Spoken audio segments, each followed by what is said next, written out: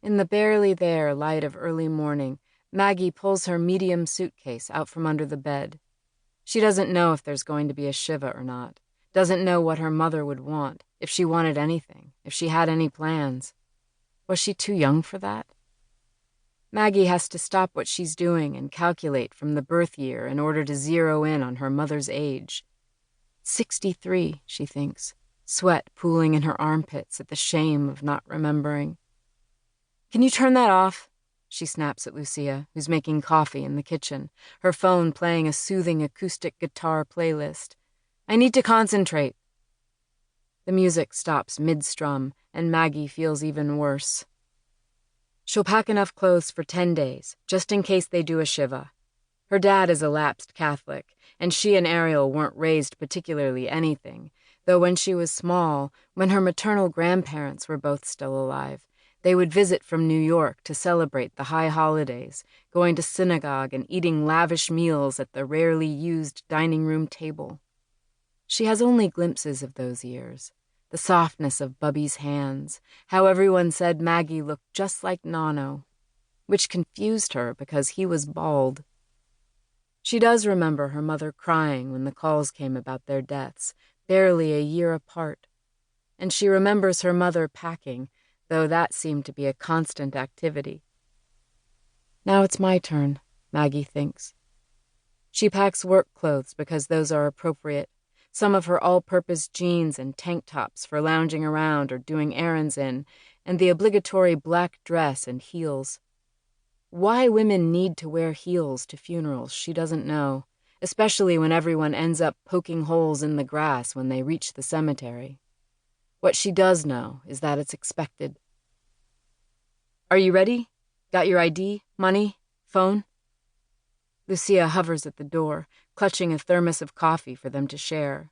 Her hair is pulled back into the severe ponytail she wears on a day-to-day basis, so tight that it flattens her curls to her scalp, leaving the henna'd highlights looking like squiggles in a word processor, and then flares into a kinky puff right outside the hair tie.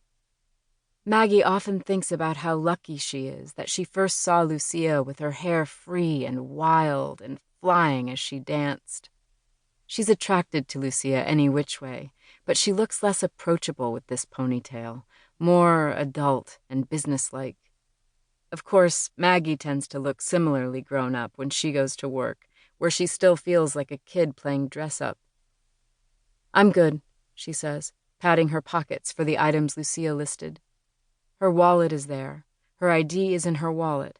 So is her debit card, her credit card, and the emergency card connected to her dad's account, which is all the money she tends to carry outside of bar or club hopping, which is the only time she'll make the effort to carry cash. Her phone is in her back pocket. She nudges Lucia into the hallway and begins to lock the door, but she remembers, wait, shit, I gotta get my weed. Lucia grabs her arm to stop her. No, are you crazy? You can't fly with that. No, I know, Maggie says, her voice trembling. Of course she can't. Though people do, and she wants to. She can't handle this sober, can she? But maybe I can stick it up my vag. I've heard of people doing that.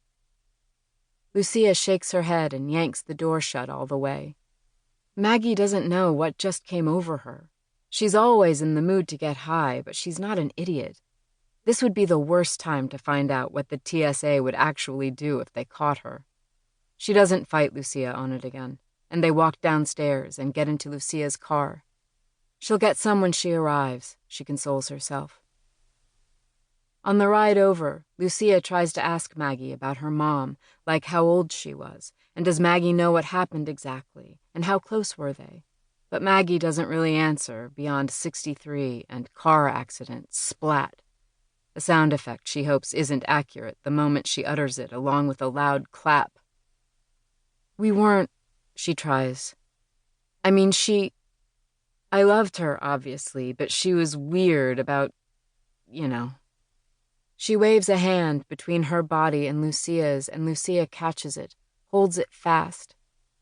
She always thought it was a phase, rebellion or something, and she was gone a lot. We weren't super close. Maggie doesn't know what else to say. Her mind is already in California, picturing her dad sitting in his office, but he wouldn't be there now, would he? She hasn't talked to him yet. It's an impossible task to pick up her phone and call him. She texted Ariel the details of her flight before she went to bed, so she knows someone will come get her, and she'll figure things out from there.